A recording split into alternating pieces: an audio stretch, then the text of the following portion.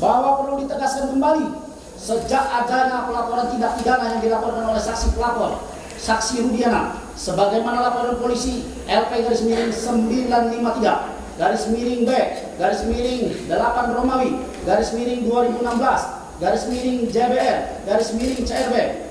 Kota Cirebon Kota tanggal 31 Agustus 2016 atas nama pelapor Rudiana. Pemohon sejak tahun 2016 hingga saat dilakukan penangkapan tidak pernah mendapatkan surat klarifikasi maupun surat pemanggilan sebagai saksi atau perkara dalam dugaan tindak pidana sebagaimana laporan polisi tersebut. Sehingga menurut pendapat pemohon, prosedur yang demikian itu bertentangan dengan peraturan perundang-undangan, di antaranya diatur pada pasal 1 angka 2 KUHP yang berbunyi, penyidikan adalah serangkaian tindakan penyidik dalam hal dan menurut cara yang diatur dalam undang-undang ini untuk mencari serta mengumpulkan bukti. Dengan bukti itu membuat terang tentang tindak pidana yang terjadi dan guna menemukan tersangkanya. Dengan demikian, maka dari penyidikan harus terlebih dahulu mencari dan mengumpulkan bukti untuk membuat terang tentang tindak pidana yang terjadi. Dari bukti-bukti tersebut kemudian baru ditetapkan tersangkanya. Akan tetapi pada kenyataannya terhadap pemohon telah ditetapkan terlebih dahulu sebagai tersangka, baru kemudian termohon mencari bukti-bukti dengan cara mendatangi rumah pemohon pada tanggal 22 Mei 2024 tanpa membawa surat perintah penggeledahan dan ketetapan dari pengadilan. Selanjutnya termohon kemudian masuk ke dalam rumah untuk mengambil 2 lembar ijazah asli SD dan SMP atas nama Peggy Setiawan, 2 lembar fotokopi kartu keluarga nomor 3209 1404 050900, 1 lembar fotokopi biodata penduduk atas nama Ibu Kartini, 2 lembar fotokopi ijazah dan hasil ujian nasional SMP atas nama Peggy Setiawan, 1 lembar fotokopi surat keterangan pembuatan KTP atas nama Peggy Setiawan, 1 lembar surat pemberitahuan kelulusan SMP atas nama Peggy Setiawan, 4 lembar foto, 1 fotokopi KTP atas nama Luciana, 1 fotokopi kartu ujian atas nama Peggy Setiawan, 2 lembar STNK roda 2 Nopol B3408 TFP,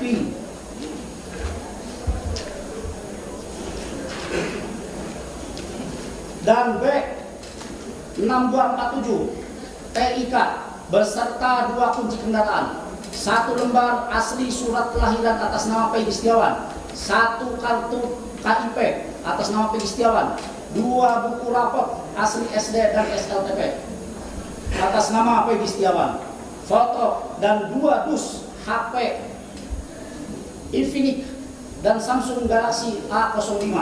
Sehingga asumsi pemohon terhadap tindakan termohon adalah suatu bentuk penggeledahan yang melanggar hukum atau inkonstitusional karena termohon tidak menyerahkan surat perintah penggeledahan yang sah menurut hukum dan penetapan pengadilan, tidak berdasarkan prosedur atau tanpa izin pengadilan.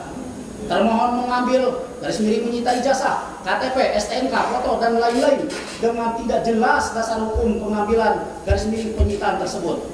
Apakah merupakan bentuk penyitaan atau justru yang dapat dikategorikan bentuk perampasan?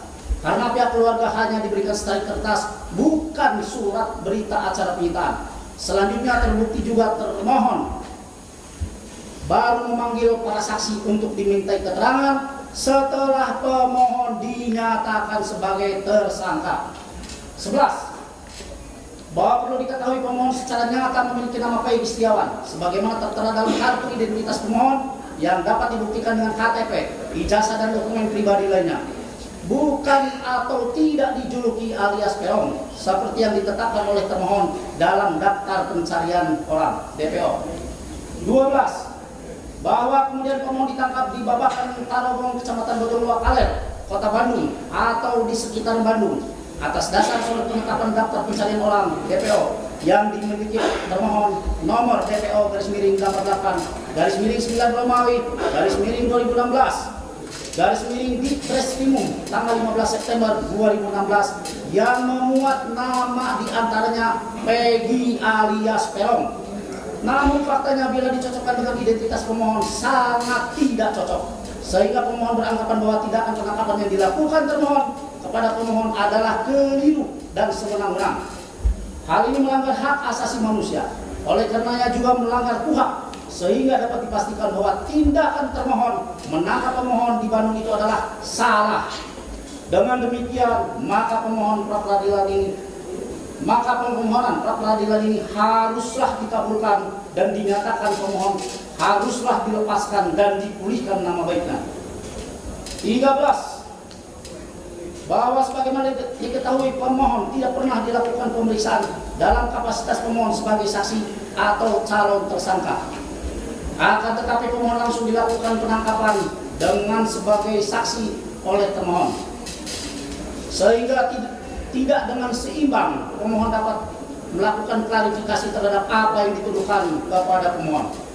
Pemohon hanya diperiksa untuk pertama kali oleh termohon pada saat setelah dilakukan penangkapan dan ditetapkan sebagai tersangka, yakni pada tanggal 21 Mei 2024. 14. Bahwa termohon tidak memenuhi asas praduga tak bersalah sebagaimana diatur dalam KUHP. Dengan demikian tindakan termohon tersebut dikategorikan telah melanggar ketentuan pasal 183, pasal 21, pasal 27 KUHP.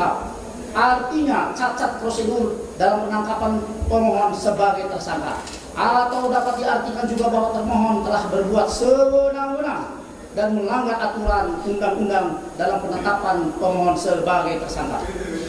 15. Bahwa berdasarkan putusan Mahkamah Konstitusi nomor 21/PUU strip 12 Romawi /2014, frasa bukti permulaan yang cukup dan bukti yang cukup dalam pasal 1 angka 14, pasal 17 dan pasal 2 subto ayat 1 KUHP harus ditafsirkan sekurang-kurangnya 2 alat bukti sesuai pasal 184 KUHP disertai pemeriksaan calon tersangkanya. Tidak pernah dilakukan oleh termohon kepada pemohon dikarenakan putusan MK bersifat final dan mengikat serta berlaku asas res judicata. Putusan hakim harus dianggap benar serta putusan MK bersifat erga omnes, berlaku umum, maka harus menjadi rujukan dalam setiap proses pemeriksaan oleh termohon, dalam hal ini Direktorat Reserse Kriminal Umum Polda Jawa Barat.